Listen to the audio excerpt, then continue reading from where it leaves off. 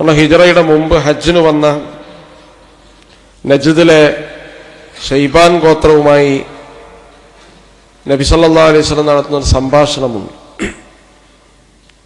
ആ സംഭാഷണത്തിൽ നബി സല്ലല്ലാഹു അലൈഹി വസല്ലം പറയാണ്,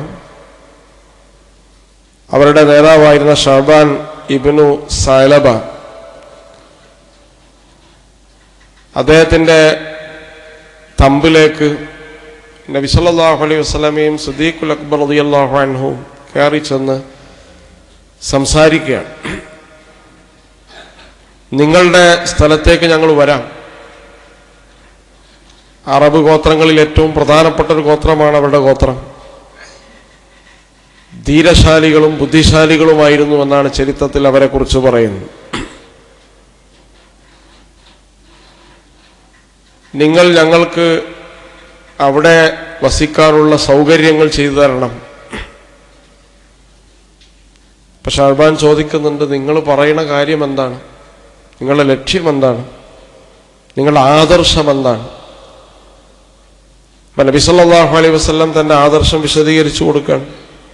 തൗഹീദ് പറയുകയാണ്, തന്റെ നിയോഗ ലക്ഷ്യം വെളിപ്പെടുത്തുകയാണ്.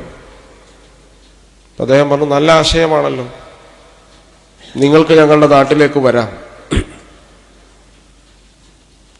അപ്പൊ അവരുടെ സേനാനായകൻ അദ്ദേഹം എഴുന്നേറ്റ് നബി സല്ലല്ലാഹു അലൈഹി വസല്ലമയോട് പറഞ്ഞു, ഞങ്ങൾക്ക് 2 കൂട്ടരുമായി കരാറുണ്ട്. ഒന്ന് ഈ നാട്ടിലെ അറബികളുമായാണ്, 2 പേർഷ്യക്കാരുമായാണ്. അതിലൊന്നാമത്തെ കാര്യമെന്ന് പറയുന്നത് ഞങ്ങളെ സംബന്ധിച്ചിടത്തോളം അത്ര പ്രശ്നമുള്ള കാര്യമല്ല. അറബികളെ നമുക്ക് മാനേജ് ചെയ്യാൻ അറിയാം. പേർഷ്യക്കാർ അപകടകാരികളാണ്. അവരുടെ കാര്യത്തിൽ എന്താണ് ചെയ്യുക എന്ന് നബി സല്ലല്ലാഹു അലൈഹി വസല്ലമയോട് അദ്ദേഹം പറഞ്ഞപ്പോൾ നബി സല്ലല്ലാഹു അലൈഹി വസല്ലം അദ്ദേഹത്തോട് പറയാണ്, പേർഷ്യ കീഴടങ്ങി നിങ്ങളുടെ അധീനതയിൽ വരുന്നൊരു കാലത്തെക്കുറിച്ച് നിങ്ങൾ ചിന്തിച്ചിട്ടുണ്ടോ?